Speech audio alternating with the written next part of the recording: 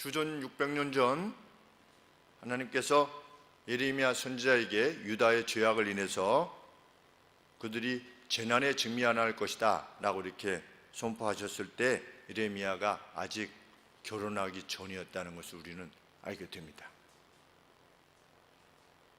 2절 말씀에 너는 이 땅에서 아내를 취하지 말고 그 아내를 취해서 자녀들을 낳지 말라 이렇게 말씀하셨기 때문입니다. 왜 하나님께서 그것을 금하셨는가? 3절 말씀에 이곳에서 생산한 자녀와 이 땅에서 그들을 해산한 어미와 그들을 낳은 아비들이 다 어떻게 될 것이다? 4절 말씀에 독한 병으로 죽고 슬퍼함을 입지 못하며 매장함을 얻지 못하며 지면의 분토와 같을 것이며 칼과 기근에 망하고 그 시체는 공중의 새와 땅 짐승의 밥이 될 것이기 때문이다. 앞으로 지금 재난이 그들을 기다리고 있다는 것이죠.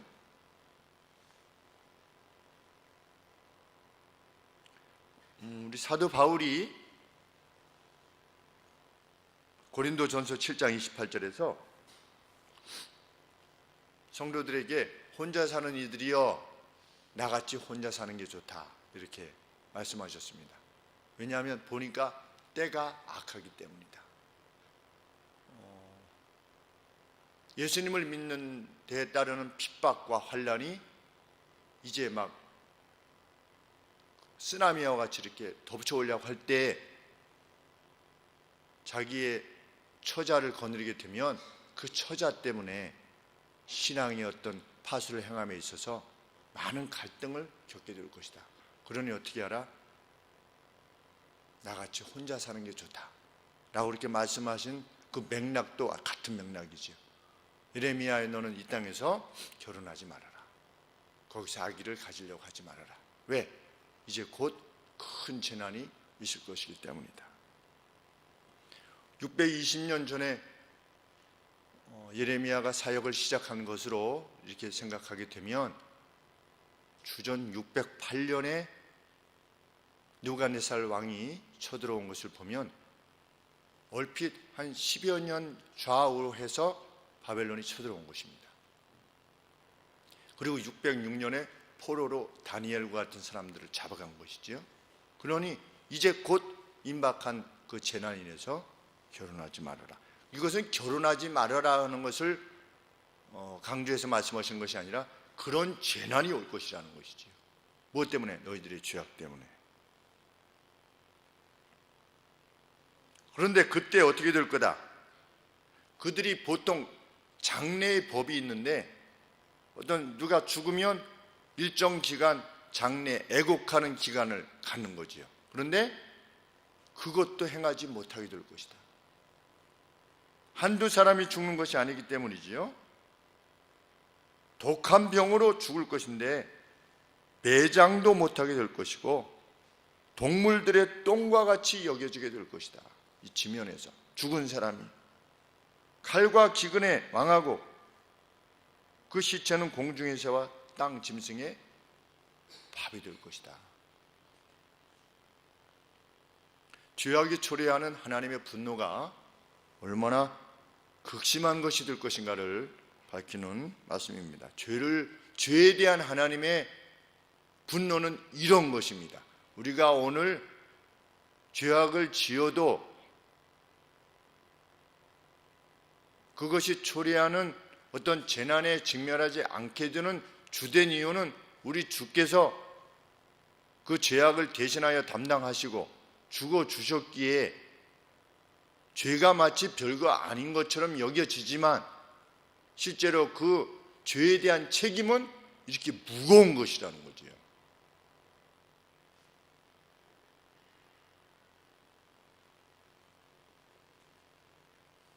예레미야는 놀랍니다. 어떤 점에서 5절 말씀에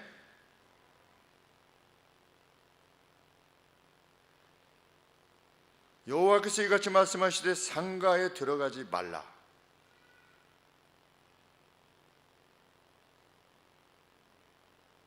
가서 통곡하지 말며 그들을 위하여 애곡하지 말라. 왜냐하면 내가 이 백성에게서 나의 평강을 빼앗으며 인자와 공유를 제하였기 때문에 그러한 고통이 오는 것이기 때문이다.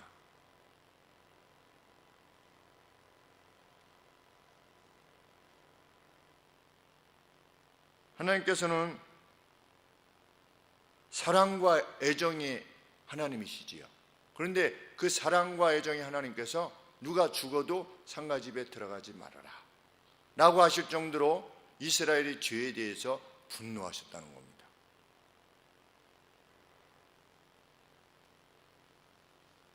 다시금 6절 말씀에 큰 자든지 작은 자든지 사회적으로 높은 지위에 있던 사람이든지 아니면 비천한 지위에 있든지 둘 다 이 땅에서 죽을 것이다. 그들이 매장되지 못할 것이다. 그들을 위하여 애곡하는 자도 없게 될 것이다. 자기 몸을 베거나 대머리 되게 하는 자도 없을 것이다. 자기 몸을 왜 베지요? 그리고 왜 머리를 이렇게 삭발하는 것이지요? 보통 이게 뭘 말하는 걸까요? 장래와 관계되어져서 사람이 죽으면 자기 몸을 베는 겁니다. 왜? 무엇 때문에?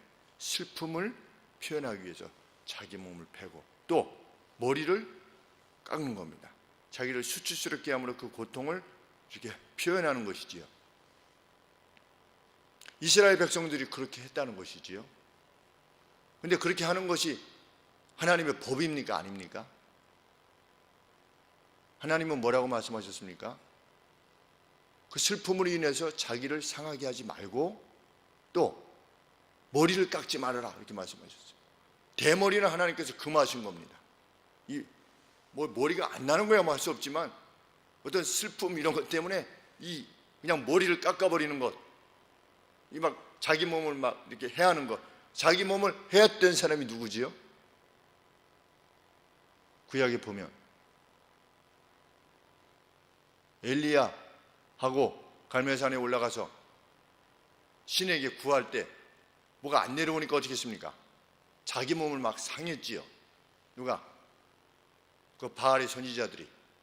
그것이 이방의 방식이라는 겁니다. 그러니 너희는 어떻게 해라? 이방의 방식을 따르지 말아라 그랬는데 이스라엘 내에서 그 일이 이루어지고 있었던 거지요. 지금 그러니까 하나님께서는 역설적으로 말씀하시는 겁니다. 그때는 어떻게 될 거다?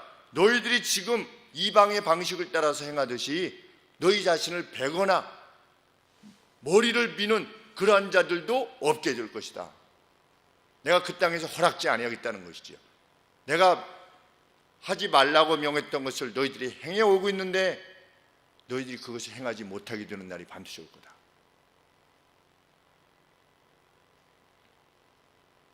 그것은 마치 우리 신약에서 사도 바울께서 죽은 자의 부활이 없다면 너희는 왜 죽은 자들을 위해서 세례를 주느냐 그렇게 표현한 것과 마찬가지입니다. 거짓 무리들은 죽은 자들을 위해서 세례를 주면서도 부활이 없다고 그랬어요. 그러니까 사도 바울이 말하냐면 너희들은 그러면 왜 죽은 자를 위해서 세례를 받느냐? 세례를 주고 너희가 오불성설 아니냐? 부활이 없는데 뭐하러 그런 짓을 하느냐? 라고 하는 것과 마찬가지지.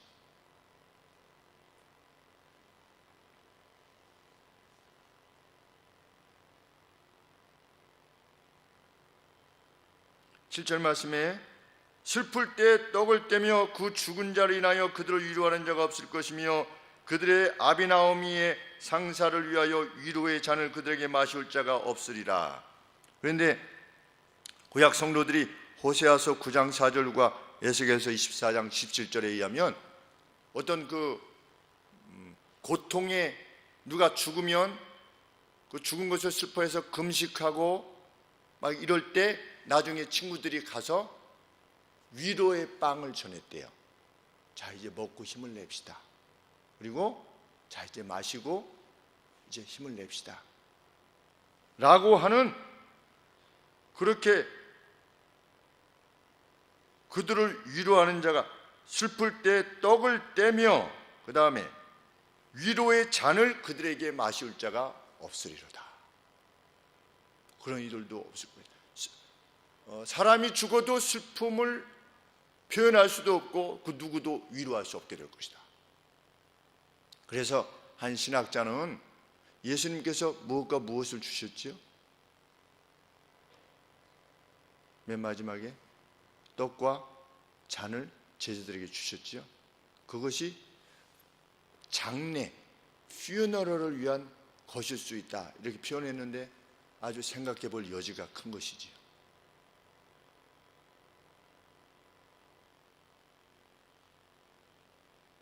신학적으로 생각해 볼 여지가 큽니다.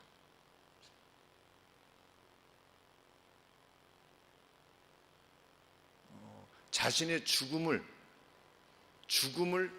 앞두고 그리스도께서 슬퍼할 제자들을 위해 먼저 선제적으로 위로하시는 그것일 수 있다 라고 어떤 신학자가 기술해 놓았는데, 신학적으로 생각해 볼 여지가 큽니다. 제자들을 위로하신 거지.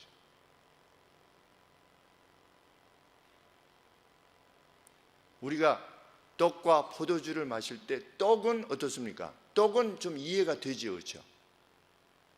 왜냐하면 그런데 그 6월절 때 보면 무엇을 먹으라고 그러셨습니까? 하나님께서 어린 양을 잡아가지고, 그렇죠? 그 고기를 먹으라고 그러셨죠. 근데 주님이 고기를 주셨습니까? 아니지요. 떡을 주셨지요. 그리고 6월절 때는 포도주를 마시라, 이게 그렇지 않지요. 그것이 어떤 6월절 절기의 법칙으로 주어지지 않았어요. 무교병을 먹으라 그러셨죠, 그렇죠? 무교병. 그러니까 그 차원에서는 무교병은 먹을 수 있어요. 한편으로 생각하면 더 중요한 것은 어떻게 보면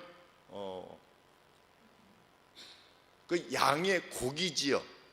더 상징적인 것이, 무교병은 급히 나가야 되기 때문에 그 발효되지 못한 그 떡을, 무교병이라고 하는 것은 전혀 예기치 않은 가운데 바로가 나가라고 하게 될 것이다 라고 하는 것을 기념하게 되는 그 차원에서 무교병을 너희들이 준비하고 있다가 구워 먹으라 하셨던 것인데, 그리고 또 무엇을 먹으라고 그랬습니까? 쓴 나무를 먹으라 이렇게 말씀하셨죠.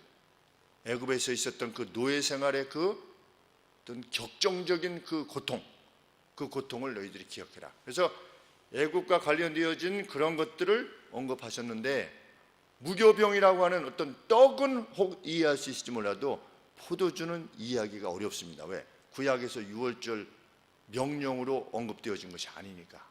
그런 차원에서 보면 이 떡과 포도주가 구약의 백성들이 슬픔의 시기에 와서 죽음을 위로했다는 것에 대해서 생각한다면 우리가 생각해 볼 여지가 있는 것이지.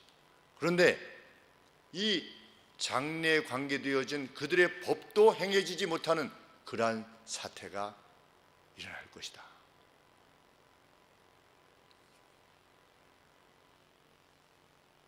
그렇기 때문에 선지자는 결코 어떻게 할 수 없었던 것입니까? 8절 말씀에 잔치집에 들어가서 그들과 함께 앉아서 먹거나 마실 수가 없었던 것이지. 마시지 마라. 내가 무엇을 제할 것이다. 기뻐하는 소리와 신랑의 소리와 신부의 소리를 내가 제하여 버릴 것이다. 철저한 하나님으로부터의 재앙이지, 재난, 죄악을 갚으시는, 인간의 죄악에 대해서 하나님은 반드시 갚으실 것이라고 하시는 것입니다.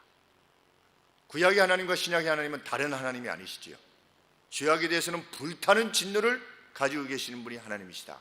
누구를 괴롭히는 죄, 누구의 아픔에 대해서 관심치 않는 무정의 죄, 자기 것만을 챙기려고 하는 죄, 그래서 상대가 그 굴욕을 당하는 죄,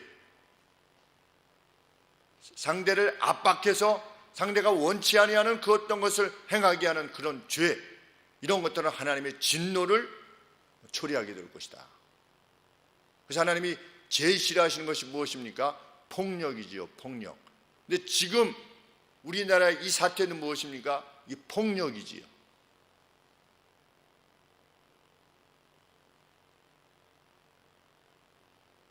폭력을 당해본 전과가 있기 때문에 누가 누구를 폭력했다고 해가지고 감정이입이 돼가지고 지금 그것을 막 들고 일어나는 거죠. 왜? 과거에 자신들도 당했다라고 생각을 하니까. 학생들도 마찬가지고. 우리는 열심히 공부해가지고 이렇게 어떻게 해서든지 가보려고 하는데 쟤네는 쉽게 갔다는 겁니다.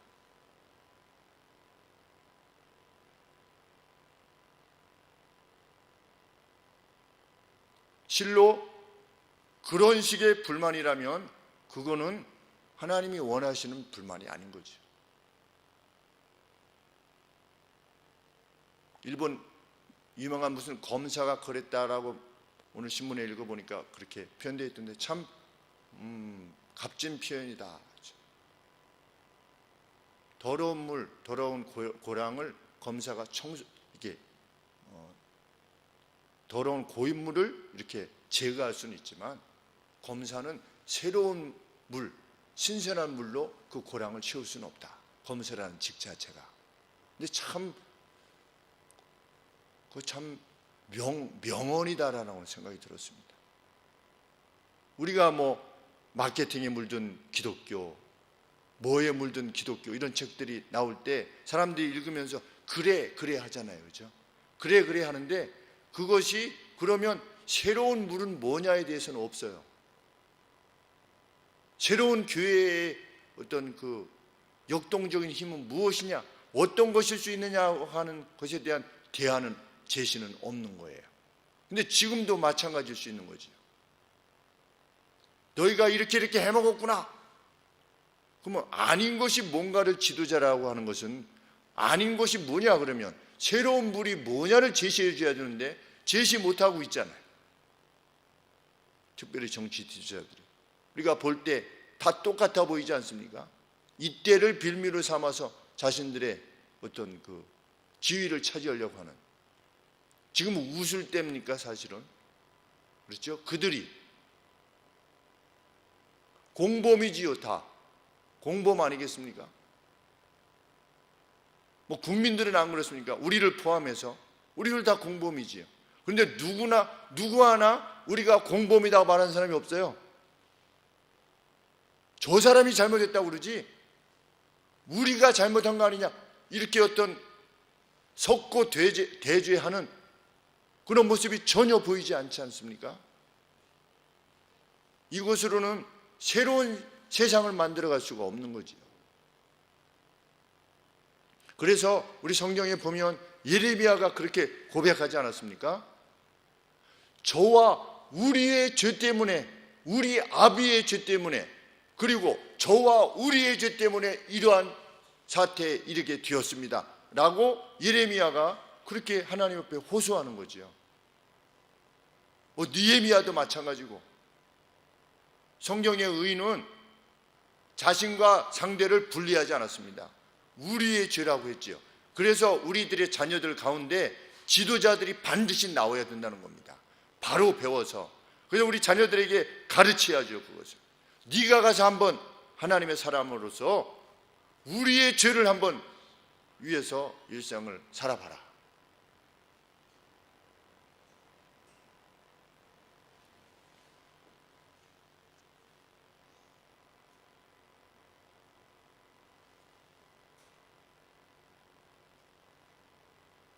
그런데 놀랍게도 유다 백성들이 이러한 하나님의 말씀을 들었을 때 그들이 회개하는 것이 아니고 뭐라고? 그들의 완고함을 표현할 것이다. 10절 말씀 둘째 줄에 여호와께서 우리에게 이 모든 큰 재앙을 선언하심은 어찌입니까? 왜 우리에게 이러한 재앙을 선언하시는 겁니까? 우리의 죄악이 뭡니까? 우리가 우리 하나님 여호와께 범한 죄가 무엇이기 때문에 이렇게 우리에게 재앙을 선언하신 것입니까? 라고 말하게 될 거라는 거예요. 죄인은 항상 그래요. 내가 뭘 잘못했는데 이렇게.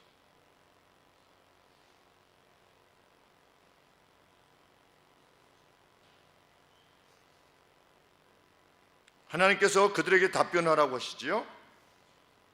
11절 말씀에 여호와께서 말씀하시되 너희 열조가 나를 버리고 다른 신들을 쫓아서 그들을 섬기며 그들에게 절하고 나를 버려서 내 법을 지키지 아니하였기 때문이다.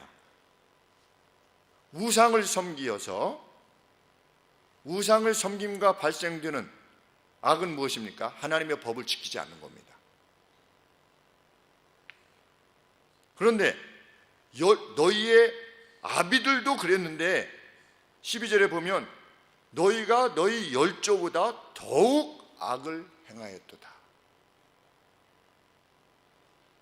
보라, 너희가 각각 악한 마음의 강팍함을 따라서 행하고 나를 청종치 아니하였기 때문이다.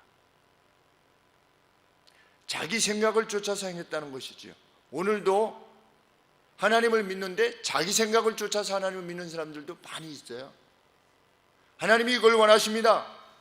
하나님이 허락하신 이 예배 시간들을 소중히 여겨야 됩니다. 나는 바빠서 못해. 나는 힘들어. 나는 늦게 끝나. 그러면 저녁 시간하고 안 맞아.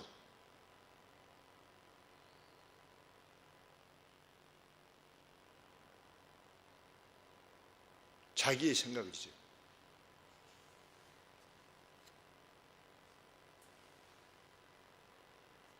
그 결과를 어떻게 하실 것이다?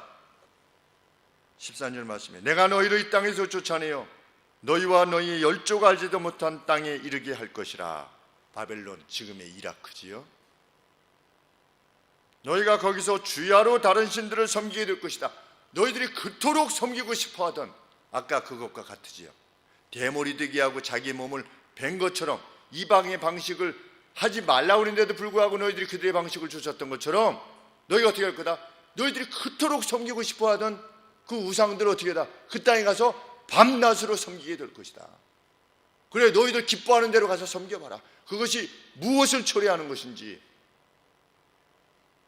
오늘 말씀으로 치면 너희들이 그토록 추구하는 돈, 명예, 지위, 너희 자녀들이 이렇게 되면 잘 될 것이라고 하는 그것,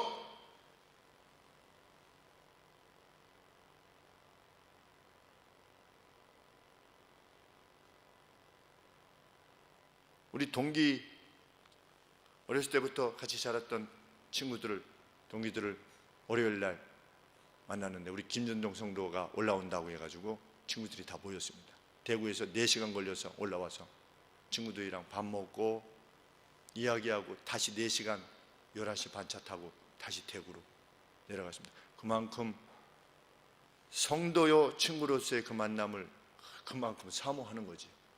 그래서 사모한다는 것이 그런 것이 아니겠습니까? 대구에서 4시간 걸려서 올라온 거예요. 차를 타고 여기까지, 일산까지. 그리고 잠깐 밥 먹고 같이 신앙생활 이야기하고 오늘 살아왔던 이야기하고 다시 4시간 타고 새벽 3시 반 4시에 거기 도착하게끔 고속버스를 타고.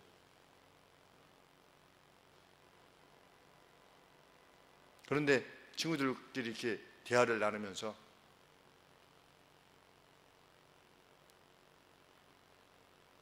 누가 예배 드리고 있으면은 교회 장로님이 너 왜 여기 있어? 이런대요. 너 오늘 학원 저 특강 있는데 왜 학원 특강 안 가고 여기 와가지고 예배 드리고 있냐고. 아주 가관이에요. 얘기들을 들어보면 그게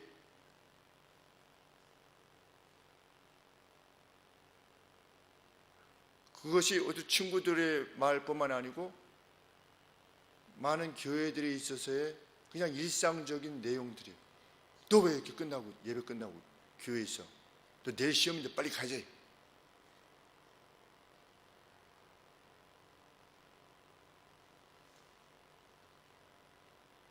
각기 악한 마음의 강팍감을 따라 행하고 나를 청종치 아니하였습니다. 친구가 물었습니다. 주일날 오후 예배 마치고 성도들이 회식을 한다는 거예요.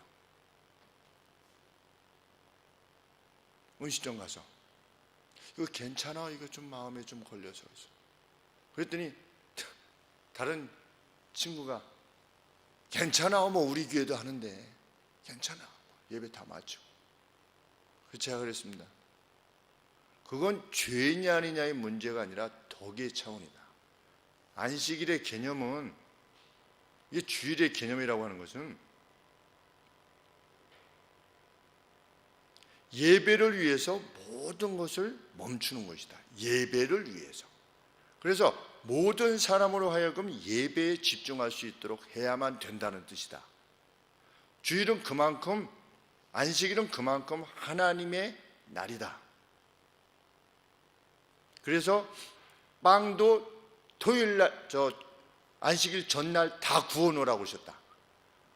바로 구워 먹으면 얼마나 맛있겠냐. 오늘날로 치면 밥을 할 때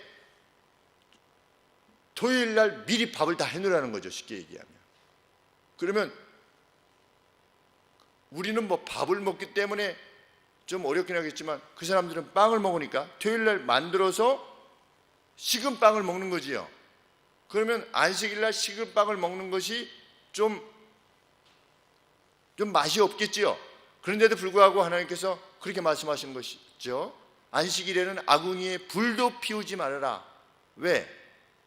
그것은 육체적인 쉼을 목적으로 하는 것이 아니고 불을 피지 않을 정도로 하나님께 전심하여 예배를 드리고 성도의 교통을 위하여 힘을 써라. 이 뜻이다. 이 뜻인데, 하나님은 주일이라고 하는 날에 모든 사람이 그것을 원하신다. 그렇게 하기를. 근데 만약에 우리가 주일날 오후에 가면 그 사람들이 음식점을 해야 되기 때문에, 왜? 오니까 음식점을 해야 되기 때문에 문을 열 수밖에 없는 그런 유혹을 받게 된다. 그 유혹에 우리가 동참하는 것이 그렇게 합당한 거냐.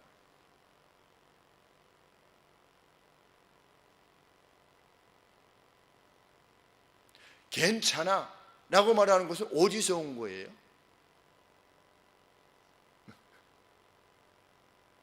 그럴 수 있어. 그럴 수 있는 것은 자기의 말이에요.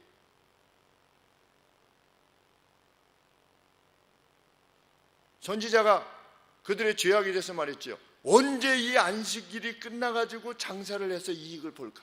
빨리 끝나면 좋겠다. 빨리 나가서 장사를 하고 싶은데 안식일이기 때문에 못한다는 거예요. 그것이 그들의 죄악이었다. 심중의 죄악이었다.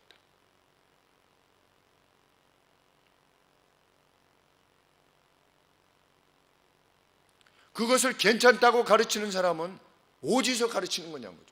무엇을 근거로 가르치냐는 것이죠. 제가 말씀드린 바와 같이 이것은 죄냐 죄가 아니냐 이 문제가 아니라 무엇입니까? 덕의 문제죠. 덕. 제사 음식을 먹을 수도 있고 먹지 않을 수도 있는 거죠. 그러나 사도 바울은 먹지 않기를 원했습니다. 왜 그랬습니까? 믿음이 연약한 사람을 위해서, 덕을 위해서 먹지 않은 겁니다. 내가 먹음으로 인해서 다른 사람이 상처받을까 봐. 그러면 우리가 주일날 그것을 먹는 거에 대해서 왜 회식을 꼭 주일날 하냐 말이죠. 토요일날 오후에 하면 되잖아요. 토요일날 오후에 모여서 하는 그 번거로움을 포기하고 싶지 않은 거지요. 주일날 모였을 때 하고 싶은 거예요. 그냥 어차피 모인 김에 회식하자. 그런데 토요일날 만약에 회식을 하게 되면 따로 모여야 되고 자기 토요일날 오후의 시간을 주말의 시간을 못 보내는 거예요. 다른 곳에. 그러니 주일날 모였을 때 한꺼번에 하자. 그것이 과연 하나님 앞에서 합당한 가르침일 수 있느냐. 그래서 예수님께서 말씀하시죠.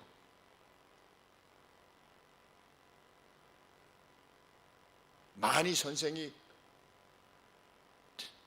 되지 않도록 해라. 사도가.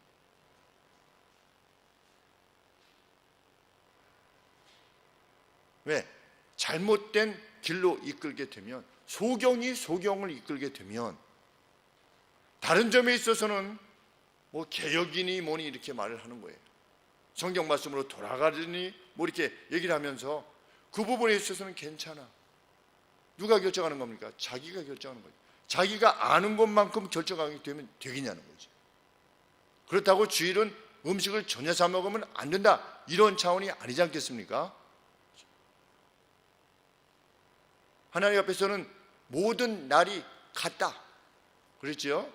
어떤 율법적인 차원에 의해서 어느 날이 더 중요하고 덜 중요하지 않다라고 성경에 기록되어 있죠. 그럼에도 불구하고 초대 교부들이 사도들을 연속해서 행했던 그 감독들이 뭐라고 그랬는가? 2세기 초에, 그러니까 100여 년 때 주일을 지키지 않는 그리스도인은 그리스도인이 아니다 그랬습니다. 주일을 지킨다는 것이 무엇이겠습니까? 그렇게 거룩히 지키는 거죠. 모든 사람들이 주님 앞에 나와서 경배할 수 있도록 자기의 차원에서 이게 죄냐 아니냐는 것이 아니라 모두가 그것을 함께 하도록 하기 위한 애씀을 행하는 것, 그것이 하나님 앞에서 합당한 것이죠. 그래서 우리가 주일날 음식을 사 먹거나 이런 것을 피하는 것이 아니겠습니까? 저도 이 CU 고민이 많지요. 고민이 많은 것입니다. 주일날 언젠가 속히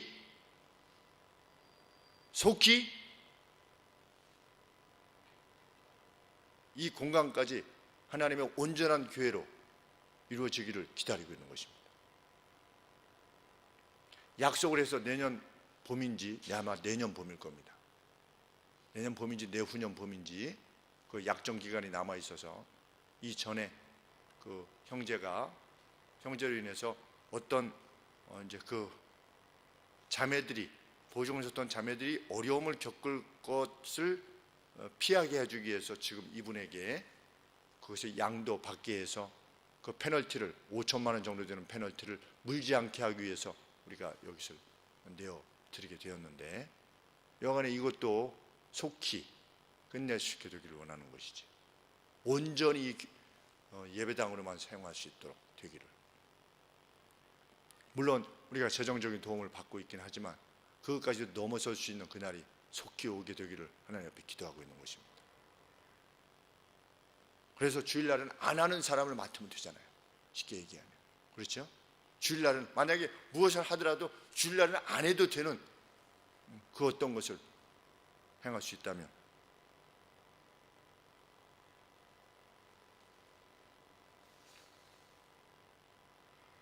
(13절) 말씀에 너희가 거기서 주야로 다른 신들을 섬기게 될 것이니 왜냐하면 내가 너희에게 은혜를 베풀지 아니함이라 하셨다. 그런데 하나님께서는 그들이 돌아오게 될 날이 있을 것이다 이렇게 밝히십니다. 여호와께서 가라사대 그러나 보라 날이 이를 것이다. 어떤 때가 올 것인데, 어떤 때가 올 것이다?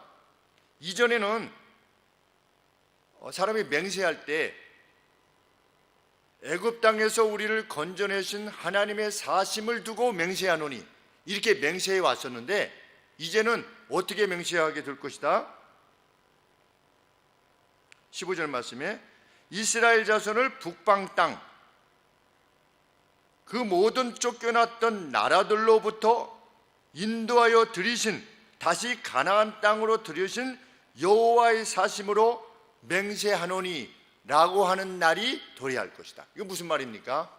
쫓겨갔던 유다 백성들이 다시금 돌아오게 되는 날이 올 것이다. 그런데 그 돌아오게 되는 것은 이집트에서 노예되었던 그들이 홍해를 건너서 오는 것 이상으로 기적적인 일이 될 것이라는 거지요. 그래서 애굽으로부터 구원해 주신 하나님의 이름이 아니라 북방의 여러 나라들로부터 쫓겨났던 그들이 다시금 돌아오게 되는 그런 하나님, 능력의 하나님으로 맹세하노니 라고 하는 날이 반드시 도래할 것이다. 그런데 그동안에는 어떻게 되는 겁니까? 그 1차 포로되어 갔다가 1차 70년 만에 돌아올 때 포로되어 갔던 사람들, 그 죄악 때문에 포로되어 갔던 사람은 어떻게 되는 거죠? 거기서 다 죽는 겁니다. 그들의 죄악으로. 누가 돌아오는 겁니까? 제 2세대가 돌아오는 것이지. 거기서 무엇을 배웠던, 여호와의 광대하심이 얼마나 큰 것인가를 배웠던 이들이 돌아오게 될 것입니다. 마치 가나안 땅에 들어갈 때에 이스라엘 백성들이, 하나님을 원망했던 이스라엘 백성들이 20세 이상은 다 죽지 않았습니까? 광야에서 자신들의 죄와 완고함 때문에 다 죽었는데 제2세대가, 그리고 20살 아래 사람들이 광야에서 하나님이 행하신 것을 보고 가나안 땅으로 들어갈 때 하나님의 뜻대로 가자라고 했을 때 요단강을 향해서 갔던 것처럼, 이제 바빌론으로 끌려갔던 사람들도 70년 만에 그 2세대가 하나님의 그 광대하심과 능력을 깨닫고 하나님의 특별한 능력으로 돌아오게 되는 날이 반드시 올 것이다. 내가 그것을 이룰 것이다. 하나님께서 예레미야 선지자에게 예언하신 것입니다. 그리고 그것을 이루신 거지. 그래서 536년에 귀환한 겁니다. 근데 그때까지 누가 살아있었다고요? 536년까지? 다니엘이 살아있었다고 합니다. 다니엘이. 놀랍죠? 다니엘이 잡혀갈 때 한 10살로만 쳐도 한 80살, 90살이 되는 겁니다. 그런데 누가 돌려보냈지요? 고레스 왕이 돌려보냈습니다. 하나님께서 고레스 왕을 뭐라고 그랬습니까? 나의 종이라고 그랬습니다. 그러면 우리가 고레스 왕에게 누가 영향을 미쳤겠다? 다니엘이 당연히 영향을 미쳤겠죠. 그 다니엘이 그냥 어느 날 고레스가 하나님께서 이렇게 너 돌아가게 해라, 물론 이러실 수도 있죠. 그렇죠? 그러나 그 가운데 있었던 믿음의 사람들, 다니엘만 살아있었는지 다니엘의 세 친구도 살아있었는지 성경에 나와 있지 않지만 그 믿음의 동료들이 있지 않았겠습니까? 그들이 하나님 앞에서 행했던 그 바, 그리고 한 70년 동안 행했던 그 놀라운 것들, 뭐 다니엘이야 606년에 사로잡혀갔으니까 536년 70년 동안 그 땅에서 총리로서 행했던 그 다니엘의 행함과 그의 능력을 보았을 때, 우리 다니엘서에 보면 7장 이하의 세상 끝날에 대한 하나님의 나라의 역사에 대해서 하나님으로부터 계시를 받은 걸 보면, 환상을 보게 된 것을 보면 하나님께서 성경에 기록되지 아니한 다니엘을 통한 무수한 이적들이 있었겠지요. 그들이 그것을 봤겠죠. 고레스도 인식했겠죠.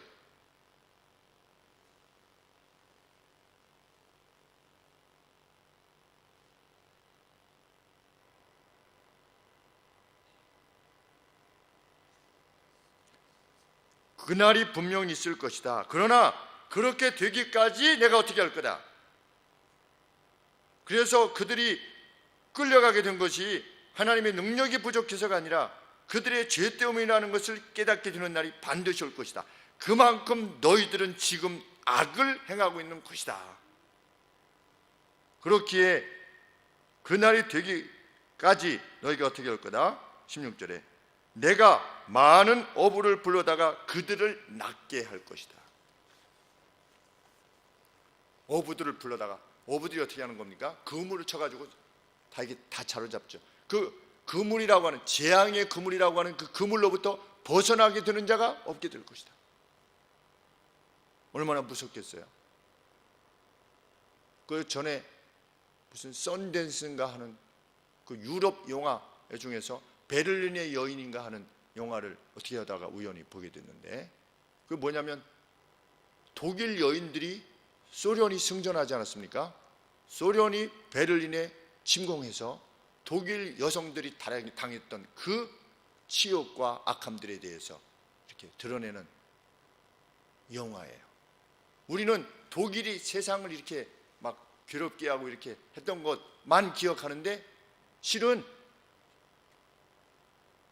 소련 사람들이 한 2,700만 명인가 죽었다고 그러지요. 그 독일과의 전쟁에 의해서 2,700만 명이 죽었으면 우리나라의 반절이 죽은 거죠. 엄청난 수가 죽으니까 그 증오로 인해 가지고 레닌그라드인가 어디 그 도시에서는 60만 명이 아사하고 이럴 정도로 그랬는데, 나중에 결국은 진격을 해가지고 베를린을 장악하게 되었을 때 보고에 의해서만 200만 명 이상의 여성들이 겁탈을 당하고 다 죽은 겁니다. 200만 명 이상이. 어린아이들로부터 84세의 노파까지 참혹한 일을 당하고 다 참혹한 일을 행한 다음에 총을 쏴서 죽인 거예요. 그리고 팔다리를 잘라서 죽이고. 누가 그렇게 했습니까? 소련군이 그렇게 했어요. 왜? 독일인이 그렇게 했으니까. 전쟁이라는 것은 전쟁에 참아는 그러하다. 인간이 별 수 없습니다. 절대 권력을 가지게 되면 누구나 그렇게 될 수 있는 거죠. 누구를 제외하고는, 하나님의 사람을 제외하고는 인간은 누구나 그럴 수밖에 없습니다. 어부를 불러다가 그들을 낫게 하며 그 후에 많은 사냥꾼을 불러다가 그들로 하여금 모든 산과 모든 작은 언덕과 암현에서 사냥하게, 바위 틈에서 사냥하게 하리니, 이 바위 틈에 동물들이 숨지 않습니까? 사냥꾼이 어떻게 합니까? 끝까지 추적해서 잡아내지요. 유다가 그런 괴로움을 당하게 될 것이다. 혹 우리들의 오늘날 우리 한국이 직면한 이 고통이 이런 죄악으로 말미암는 것이 아닌가에 대해서, 왜? 사람들이 그 권력, 어떤 지위, 갑, 을을 쉽게 말하지 않습니까? 동의하지 않습니까? 이 땅에 우리 국민들이 갑, 을, 이것이 그냥 우리 속에 뇌리에 있어요. 그만큼 갑과 을이라고 하는 그런 관계가, 역학이 형성되고 있다는 거지요. 갑질이, 갑질을 행하는 이들에 대해서 을질을 행하게 되는 거죠, 사람들이. 그렇죠? 그리고 과격해지고 서로를 나누고.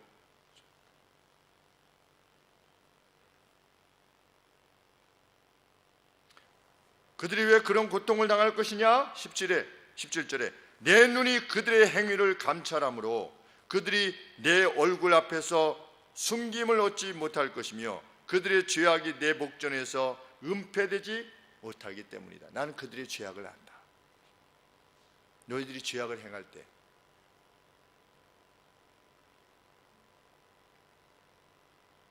내가 먼저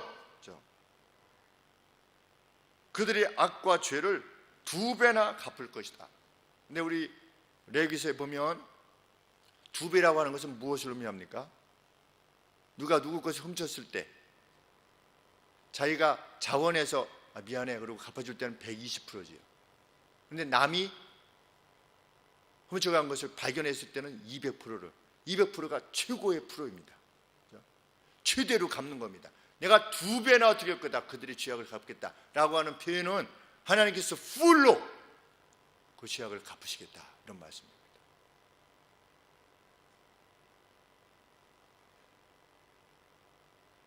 그들이 그 미운 물건의 시체로, 미운 물건의 시체가 뭘까요? 18절 말씀에 우상이죠. 우상을 왜 시체라고 표현했을까요? 시체는 구약에 따르면 무엇입니까? 만지면 부정하게 되는 거지. 우상으로 말미암아 이스라엘이 부정하게 되는 거예요. 그 미운 물건, 우상이라고 하는 그런 시체와 같은 것으로, 그 부정케 하는, 이스라엘을 부정케 하는 것으로 내 땅을 더럽히며 그들의 가증한 것으로, 그 가증한 행위로, 행동들로 내 산업, 나의 땅을 가득하게 하였음이니라. 그러면 오늘날의 하나님의 땅은 뭡니까? 교회지요. 근데 교회가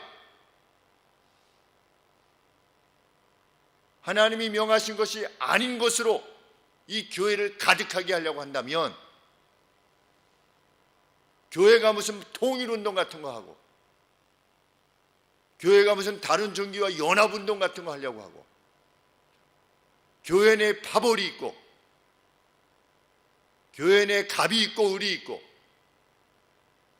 교회가 교회 공사하는 사람을 아주 어렵게 해서 자기에게 복종시키려고 하게 하고, 저 이종준 집사가 어려움을 겪는 거 아니겠습니까?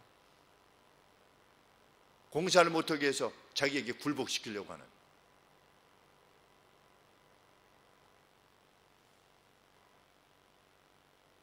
그것들로 내 교회를, 오늘날로 치면 내 교회를 그 더러운 것들로, 부정한 것들로 가득하게 하였기 때문이다.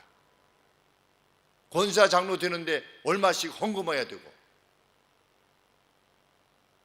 총회장 선거하는데, 교단 총회장 선거하는데 몇 억씩을 뿌리고, 이것이야말로 죄악이지요.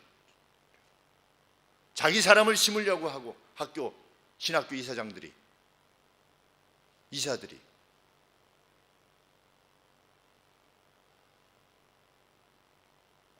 우리나라의 위기는 뭐의 위기일 수 있느냐? 정말 가만히 생각해 보면 교회의 위기지요. 7계명을 어겨서 그것이 온천하에 드러났어도 그 자가 목사의 행위를 계속하고 있고, 정의와 노예가 아무런 조치를 취하지 못하는, 권정을 행하지 못하는, 학력 위주가 분명한데도 불구하고 여전히 수만 명이 모이는, 너희가 너희의 더러운 것들로 내 땅을, 내 유업을 더럽게 협기 때문이다.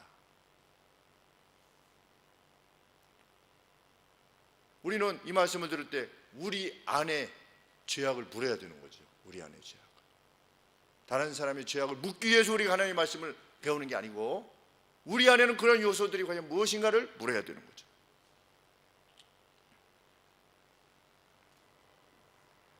선지자가 탄식합니다. 19절 말씀에 여호와 나의 힘, 나의 요새요, 환난 날의 피난처시며 피난처이신 여호와 하나님이여, 열방이 나라들마다 땅끝에서 주께 이르러 말하기를 우리의 열조에 계승한 바, 달리 말하면 우상입니다. 그 우상은 허무하고 망탄하고 무익한 것이다. 아무런 가치가 없는 것뿐입니다. 인생이 어찌 신 아닌 것을 자기의 신으로 삼겠나이까. 이방 사람들조차도 그렇게 할 것인데, 그렇죠? 이방 사람들도 우상을 섬겼던 자신들이, 우리 조상들이 헛된 것을 우리에게 넘겨줘 가지고 우리가 아무런 유익도 얻지 못했습니다. 그리고 사람이 만든 것이 어떻게, 가만히 생각해 보면 이게 신일 수 있겠습니까? 이게 말하는데도 유다 백성들은 여호와 하나님을 섬기지 않는다는 거죠. 이 탄식에 대해서 21절에 하나님께서 보라, 이번에는 once for all 그랬습니다. 이번에는 내가 단번에, 이번에는 분명하게 뭘 해줄 것이다. 그들에게 내 손과 나의 능력을 알려서 그들로 내 이름이 여호와인 줄 알게 할 것이다. 하나님의 진노의 그 행하심이 명확하게 될 것을 선지자에게 밝히시는 것이죠.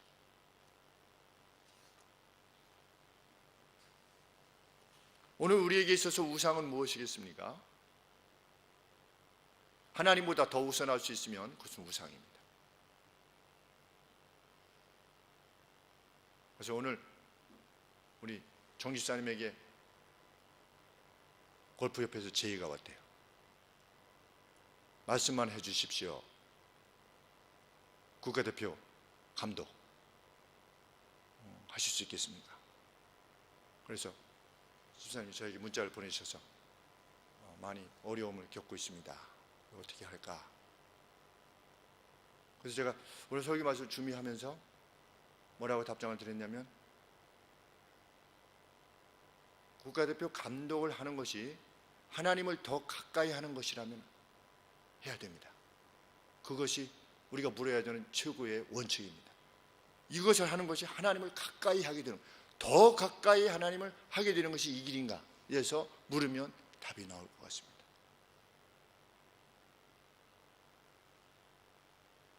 만약 그렇지 않다면 그것은 무엇입니까? 우상이지요. 다른 것이 더 나를 행복하게 할 것이라고 하는 것은 그것이 무엇이든 우상입니다. 가시적인 것들이 나를 더 지켜주고 보장해 줄 것이라고 믿게 된다면 그것은 우상이기 때문이지요. 그래서 그 눈에 보이는 가시적인 것들을 추구하는 사람들은 하나님의 법을 무시합니다. 그리고 자신의 견해와 경험을 따르려 하죠. 그래서 그 내적인 충돌에 있어서 보이는 것이 더 옳다고 말하려고 합니다. 그리고 자기 스스로를 속이면서 그것이 더 옳다라고 자꾸만 강변하는 거지요. 그런데 그것으로 말미암아 초래되는 재앙은 지극히 큰 것이 될 것이다. 오늘도 자신이 동의하고 싶은 데까지만 동의하려는 사람들이 있어요. 신앙생활을 할 때. 그럼 그건 하나님을 섬기는 것이 아니고 자기를 섬기는 겁니다. 그러면서 내가 무엇을 잘못했습니까? 뭘 더하라고 하는 겁니까? 라고 말하게 되는 거지요. 그런데 우리는 그런 질문을 넘어서야 될 것이지요.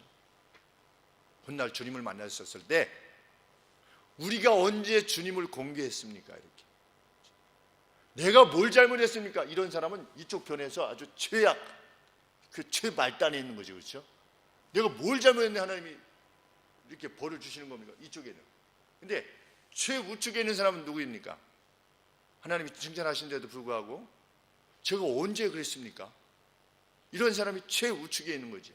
우리는 최우측에 있는 사람이 되기를 소원하는 것입니다. 그런데 하나님의 가치를 생명으로 알고 추구하는 사람만이 그것을 이룰 것입니다.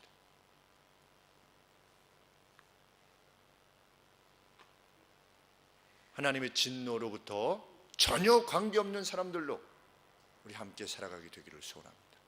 기도하겠습니다. 하나님 아버지, 이 저녁에 하나님의 말씀을 듣습니다. 이 같은 말씀을 듣고서도 유다는 회개하지 않았습니다. 오늘 하나님, 우리가 하나님의 말씀을 벗어나서 우상이라고 여겨지는 것들을 향해서 나아가면서 하나님의 법을 따르지 아니하고 우리 자신들의 완고함을 따라서 행하고 있는 것이 무엇인가를 하나님 살피게 하여 주시옵소서. 죄와 저주로부터, 재난으로부터 완전히 벗어나 있는 그것들과는 관계없는 사람들로 살아갈 수 있도록 하나님 은혜를 베풀어 주시옵소서. 예수 그리스도 이름으로 기도합니다. 아멘.